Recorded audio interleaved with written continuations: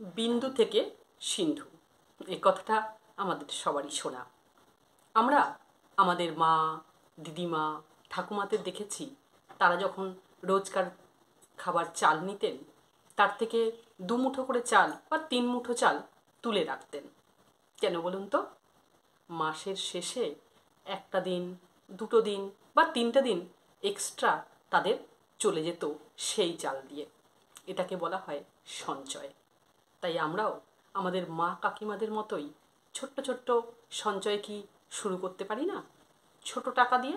আমরা হয়তো ভাবছি আমার টাকাটা ছোট, এটা দিয়ে কি এমন হতে পারে, হবে না মনে হয় কিছুই। দেখি না, গাছটা লাগিয়ে গাছ লাগাতে হয়। আমরা কথায় বলি না, টাকার কি গাছ আছে যে নাড়া দেব আর ঝরে পড়বে? হ্যাঁ, টাকার গাছও লাগানো যায়, টাকার গাছও লাগাতে হয়। আমার ছোট্ট যে টাকাটা, সেটা কিন্তু বীজ। সেটাকে ঠিক মতন পরিবেশে যদি আমি লাগিয়ে দিই তাহলে কিন্তু সেটা একদিন বড় গাছে পরিণত হবে। সেদিন নাড়া দিলে সেখান থেকে টাকাও পড়বে। তাই এই টাকা নামক বন্ধুটাকে সবসময় রাখতে হয় পাশে। কেননা আমার বিপদে এই কিন্তু আমাকে সবথেকে বেশি সাহায্য করবে সেই বিপদ থেকে বেরিয়ে আসার জন্য।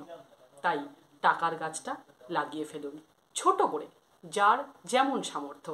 ছোট সেটাই লাগিয়ে ফেলুন, ছোট্ট বীজটাই তো একদিন বড় গাছ হবে। প্রথমেই তো গাছ হয় না, তাই তাকে বড় গাছ হওয়ার জন্য সময় দিতে হয়। এখন যদি আপনি বলেন যে আমার তো অনেক বয়স হয়ে গেছে বা অনেক দিন হয়ে গেছে, আমি কি পারবো?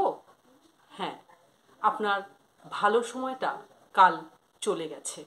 আর নেক্সট কবে ভালো সময় সেটা বলবো, আপনি যেদিন জেগে উঠবেন সেদিনকেই আপনার জন্য সবথেকে ভালো সময়।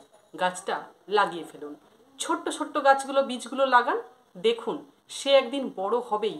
এবং এমন এক গাছ যে আপনাকে কখনো ঠকাবে না, সমস্ত বিপদে, সমস্ত কাজে আপনার পাশে দাঁড়াবে এবং আপনাকে সেই বিপদ থেকে বের করে নিয়ে আসবে।